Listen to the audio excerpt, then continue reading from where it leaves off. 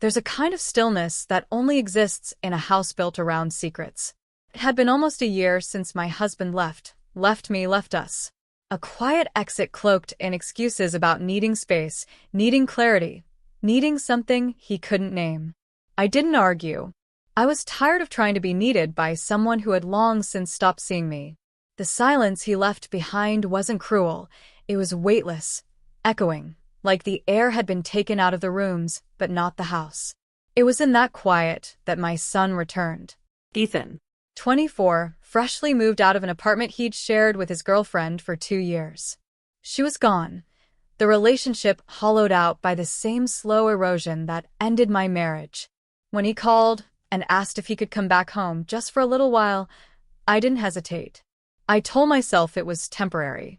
But deep down, I was already grateful for the company, for the familiar weight of his footsteps on the stairs, for the hum of music through the walls, for the presence of someone who didn't vanish when I walked into the room. What I didn't expect was the way I started noticing things I shouldn't. It was a Tuesday evening.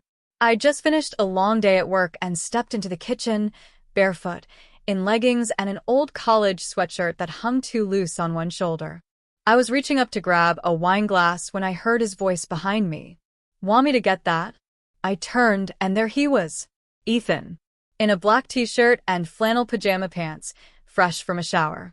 His hair still damp, face relaxed in a way that only came when he felt safe. I laughed softly.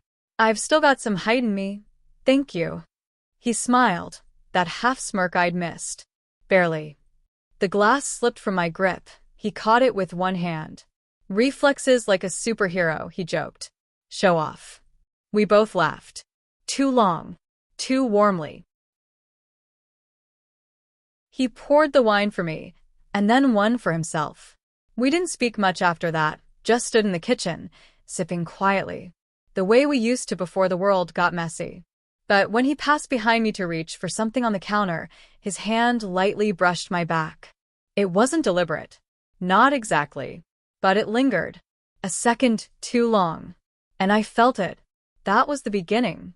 The next few days passed in a blur of polite routine, dinners, shared chores, soft conversations in the living room with a TV playing shows we barely watched. But the air had changed. I caught him looking at me when he thought I wasn't paying attention. Not with judgment. Not even curiosity.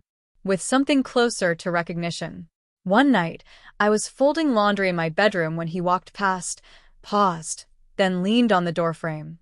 "You always used to do this at night," he said. "Laundry waits for no one," I replied, folding one of his shirts and smoothing it out. He stepped inside. "I used to sit on your bed and talk to you while you did it." "You still can." He did. He sat near the edge of the bed, just like he used to when he was a teenager. Only now, he wasn't a boy asking about school or breakups. He was a man. Quiet. Observant. His eyes didn't dart around the room anymore. They locked onto mine when I spoke. And when I didn't. "Do you ever get lonely?" he asked suddenly. I stopped folding. "Sometimes." He nodded. "Me too." There was a silence then. Deep, not empty. A pause in the kind of conversation people avoid. And in that pause, I felt something dangerous bloom. It wasn't love, not the kind you name or explain. It was a gravity pulling two familiar bodies closer than they should ever be. I looked at him, really looked at him. And I saw it. Not a child.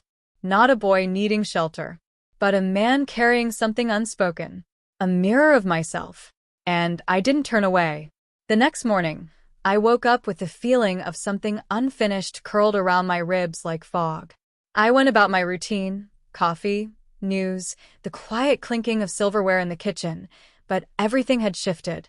I could feel it in the air, the way one can sense an incoming storm by the weight of the clouds. Ethan came downstairs in sweats and a loose hoodie, hair mussed like he'd just woken up. He said good morning, his voice hoarse with sleep, and smiled at me like nothing had changed. But something had. He stood next to me as I made breakfast, close enough for his arm to brush mine when he reached for a plate. I should have stepped away, created space, reasserted the boundary we'd blurred the night before. Instead, I let the moment breathe. We sat at the kitchen table, him scrolling on his phone, me pretending to read the news.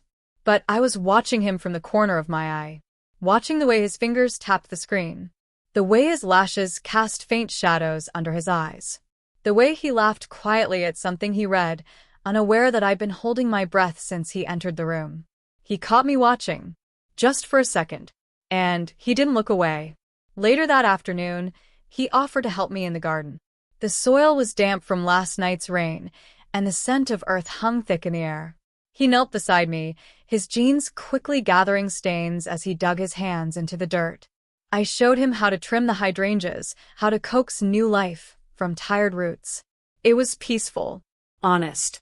But every now and then, our hands would touch. Not deliberately, not obviously, but not accidentally either.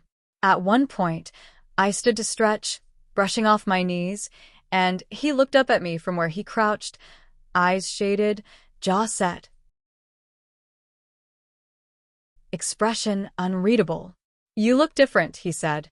I frowned. Different how? He didn't answer right away. Just sat back on his heels, looking up at me like he was seeing past everything I was trying to hide. "You seem lighter. Happier." I swallowed. "Maybe I am." "Good," he said. "You deserve to be." That night, I couldn't sleep. I lay in bed staring at the ceiling, the sound of the wind moving through the trees outside blending with the soft creaks of the old house. I thought about how easy it would be to call this all harmless, to label it as comfort, as healing, as the warmth of a mother and her son rebuilding something after life had scattered it. But it wasn't harmless, and I knew it. I got up, restless, and padded to the kitchen for a glass of water. The house was dark, but as I rounded the corner, I nearly collided with Ethan. He was standing at the sink already, shirtless, the refrigerator door open, casting a pale blue light across his bare chest. We both froze. "Sorry," I murmured, stepping back. He smiled sleepily. "Couldn't sleep either?" I nodded. He grabbed a second glass, filled it, and handed it to me. Our fingers brushed again. Only this time, neither of us moved away. I looked up at him, and whatever veil had been between us dropped. Not with words, not even with touch, just with the gravity of two people who had tiptoed to the edge of something unspeakable and realized they weren't alone there. "I've missed this," he said quietly. I didn't ask what he meant, because I knew, and the worst part, I'd missed it too. But this wasn't what it used to be. It was new, raw, suspended between memory and danger. We didn't speak again that night. Not another word. I turned and went back to bed, the hallway stretching endlessly behind me like a tightrope. But I didn't sleep. And I don't think he did either. The next day passed in fragments. The kind you remember later, not for what was said, but for what wasn't. The way his eyes skimmed the curve of my jaw when he thought I didn't notice. The way my hand hovered over his shoulder just a second longer when I handed him the remote. The way we sat on opposite sides of the couch, but never quite far enough apart. By late afternoon, a storm had rolled in. The sky turned gunmetal gray, and the wind whispered secrets through the cracked windows. Rain tapped against the glass like a countdown to something inevitable. "Power might go out," Ethan said, standing by the window, arms crossed loosely over his chest. "It always does," I replied. "Old wiring." He looked at me for a long moment. "You always hated the dark." "I don't hate it anymore," I said, voice quieter than I meant it to be. His eyes stayed on mine, not pushing, just holding, as if waiting for me to flinch. I didn't. "I still remember," he said. "You used to light candles in every room. Said it made the house feel less alone." I didn't respond. I couldn't. The air between us was already lit. After dinner, we lit them again, out of habit or ritual or need. Candles in the kitchen. Candles in the hallway. Candles in the living room, flickering golden against the walls that had watched us grow, him into a man, me into someone I no longer recognized when I looked in the mirror. We sat on the floor that night, an old blanket between us, rain still whispering against the roof. There was something about candlelight that made everything feel more fragile, more exposed. Ethan was silent, leaning back on his hands, knees bent, his hoodie pushed up to his elbows. I watched the shadows flicker over his face, watched the way the light kissed the angles of a man who still somehow felt like my boy, and didn't. I always wondered, he said finally, voice low. About what? What it was like for you, after Dad left. I blinked. That was a door he'd never opened. I managed, I said carefully. He nodded. Yeah. That's what I figured. You always do. There was a silence. Not awkward. Just deep. And now, he asked. What about now? Are you still just managing? My throat tightened. I looked down at my hands in my lap, fingers laced, holding onto each other like they might float away. No, I whispered. Now I'm pretending. Ethan didn't move, but I could feel the shift in him. You don't have to pretend with me, he said. I looked up and found him watching me in a way I hadn't let myself believe before. Not as his mother, but as a woman. My heart hammered in my chest, steady but stunned. He leaned in, not fully, not enough to cross anything, but enough that the distance between us felt fragile, breakable. Say the word, he whispered, and I'll stop looking at you like this. My breath caught. Like what? Like you're the only thing keeping me from disappearing. The storm outside rumbled low, a warning or a welcome. I wasn't sure. And in the flicker of the candlelight, I realized.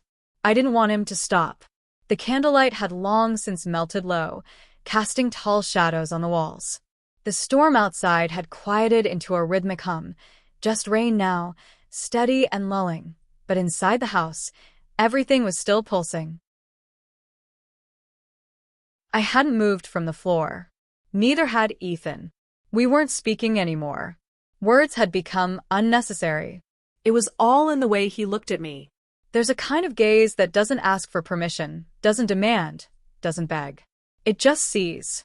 And when Ethan looked at me that night, he didn't see a woman keeping a house running or carrying the polite weight of adult responsibility. He didn't see the careful lines I'd drawn to keep life functional. He saw me. The woman beneath all of it. I should have broken the moment, made a joke, turned away, but I didn't. I looked back, and something in his expression softened. I used to think you were untouchable, he said suddenly, voice a breath above a whisper. Like some portrait in a museum, meant to be admired, not approached. My heart caught. And now? I asked before I could stop myself. He hesitated, his jaw tense, throat shifting with the weight of what he didn't say. Now I don't think that anymore. I should have left, stood up, taken the blanket, and gone upstairs where the world was quiet and predictable and safe. But my body didn't move, and neither did his. Outside, the rain picked up again, just enough to tap the windows like a pulse. Inside, the space between us evaporated. Ethan reached forward slowly, not to touch, but to lift the candle between us and hold it higher. Its flame flickered, lighting my face, and he watched me like I was something fragile and finite. You're beautiful when you stop pretending not to be, he said, his voice steady now like he'd made peace with something. I didn't respond.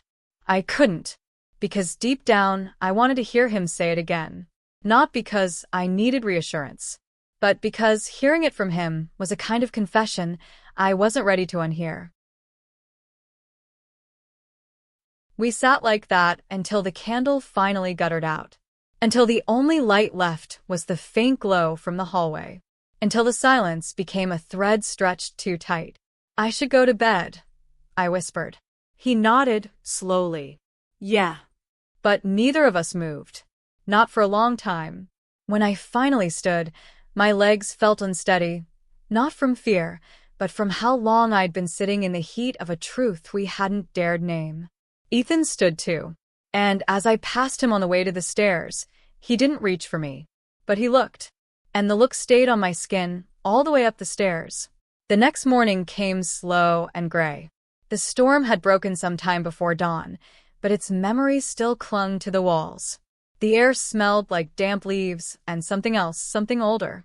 I stayed in bed longer than usual, one arm draped over my eyes, trying to quiet the ache in my chest that had nothing to do with sleep. I had dreamt again. Or maybe I hadn't. Maybe I'd just been replaying the night before in different colors. I could still feel the warmth of Ethan's gaze on my skin, still hear the way his voice dipped when he said I was beautiful. I'd heard those words before, from other men, in other lifetimes, but never like that. Never like they meant something dangerous. When I finally got up, the house was quiet. No footsteps. No voices. No clinking mugs or humming from the hallway. I assumed he'd gone out. Maybe to clear his head.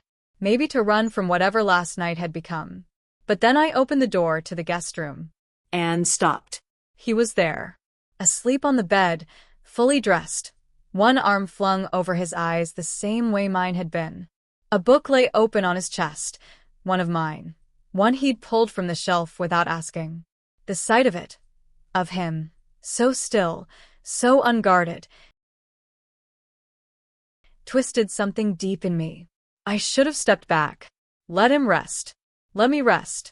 Instead, I stood in the doorway for too long. And then he stirred. He didn't startle when he saw me. Didn't sit up or apologize for falling asleep in the middle of the day. He just looked at me. And that was worse. His eyes were heavy with sleep, yes, but also with something else. Something that hadn't faded with the dawn. Hey, he murmured. Hey, I replied, voice barely there. I took a step inside, without thinking. I didn't mean to wake you, I added. You didn't, he said softly. Not really. I paused, uncertain what I was doing. The weight of the moment stretched between us like a bridge, one that creaked under every breath. Last night, I began, then faltered. He sat up slowly, the book falling to the floor with a soft thud. I know. My throat was dry. You don't have to explain anything. I'm not going to, he said. I looked at him. Really looked. And he looked back, like we were both standing at the edge of something that wasn't quite a cliff, but wasn't safe either. He swung his legs off the bed, feet touching the floor with the barest sound. We were barely 3 feet apart, close enough to hear each other breathe. Close enough that I could smell the faint trace of my laundry detergent on his shirt, the same scent I used for my own clothes. Familiar. Domestic. But the air between us was not domestic. He reached for the book, but his fingers hesitated on the spine. I used to read this when I was younger, he said. When I'd come over after school. You always had it out. You were just a boy then, I murmured. I'm not anymore. My heart stopped. Not for long. Just long enough to know it wouldn't ever beat the same again. He didn't touch me, but he stood, and for one long, breathless second, we just were. 2 people trapped between memory and impulse, standing in a room full of quiet ghosts. If he had reached for me, if I had said his name, but I didn't. And neither did he. I turned and walked out. And this time he let me.